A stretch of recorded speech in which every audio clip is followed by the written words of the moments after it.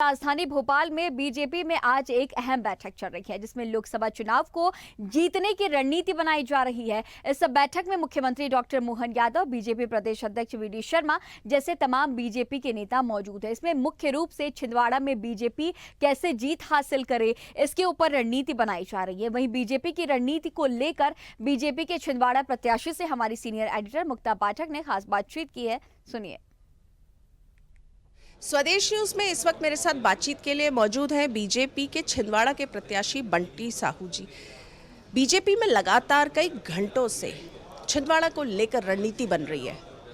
मुख्यमंत्री, प्रदेश अध्यक्ष वी.डी. शर्मा जी सब मौजूद हैं कि इस बार बीजेपी का मानना है कि 29 की 29 सीट आने हैं और उसमें से सबसे इम्पोर्टेंट जो है वो है छिंदवाड़ा। बंटी साहू जी, आपका स्वदेश न्यूज़ में बहुत बहुत स्वागत है। जिस तरह से बैठक का दौर चल रहा है, मुख्यमंत्री, प्रदेश अध्यक्ष सब रणनीति बना रहे हैं कि किस तरह छिंदवाड़ा को कांग्रेस से हथियाना है।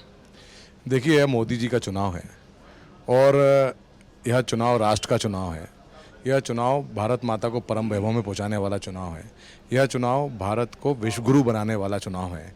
तो सारी सावधानी को बरतते हुए, संगठन को लेकर के हम यह चुनाव कैसे जीत सकते हैं, साथ साथ मोदी जी की जन कल्याणकारी योजनाओं को रख के, तो इन्हीं सब बातों में आज की यह बैठक थी। और हमें हमारे प्रदेश के मुख्यमंत्री जी, हमारे प्रदेश के प्रभारी जी, हमारे अध्यक्ष जी, संगठन महामंत्री जी, इनका मार्गदर्शन मिला। समस्त जिले के वरिष्ठ नेता थे और उनके मार्गदर्शन में आगे चुनाव में हम लोग जीत की ओर अग्रसर हो रहे हैं।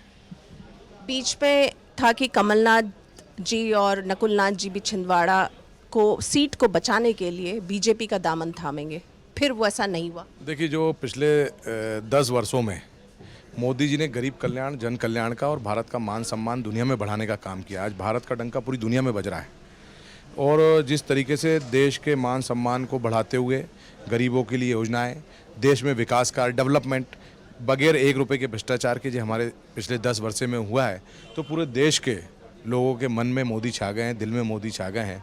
तो उसी हिसाब से कमलनाथ जी की अगर कोई मशीन हो तो कमलनाथ जी के मन में भी और दिल में भी देख लेंगे तो मोदी ही निकलेंगे। मोदी निकलेगा।